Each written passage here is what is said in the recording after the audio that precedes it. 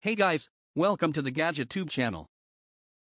In this video we're going to be checking out top 5 best 3D printers 2021 on Aliexpress you can buy right now. I made this list based on my personal opinions and our research, and I've listed them based on quality, features, and I've included options for every type of consumer. So whether you're looking for best 3D printers, have the products for you.